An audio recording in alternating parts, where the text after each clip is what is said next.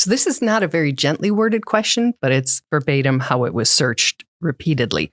Why do people with addictions lie so much? The short answer may be that they may not feel safe in the world. They may not feel that their experience will be understood or that anybody would want to understand it. And it's interesting because from the non-clinical and maybe not even as kind of a perspective, I'm thinking it's so they can keep doing it. So they don't have to stop. They don't get caught. Yeah, I mean, but often I would also say that people are not just lying to you, right? They're also not being able to see the truth for themselves. Like when we say lying, it makes it seem like it's a very active deception. And there is.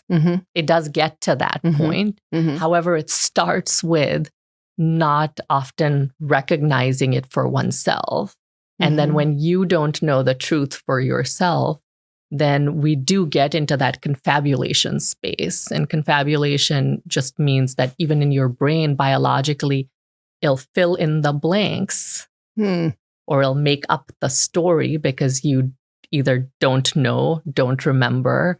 And it's very hard for human beings to be able to say, I don't know, or I don't understand.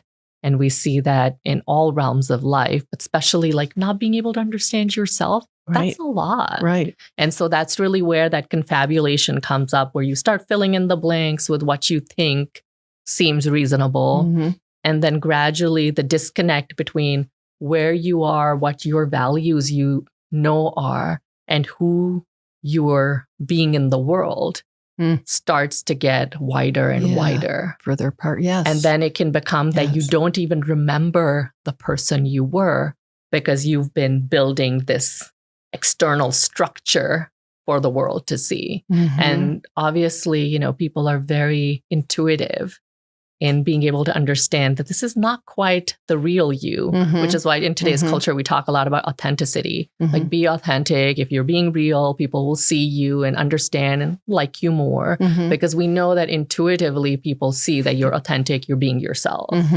And so I think the person who's in the throes of this substance use disorder starts to believe their own confabulation.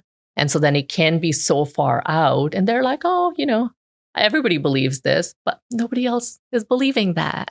And so that's, I think, what is perceived as lying because it's just gotten so far out. And intuitively, family members, loved ones, professional colleagues can often see that there are some people who are better at keeping the facade than others. But, you know, at some point, the facade, like it gets so far out, it collapses.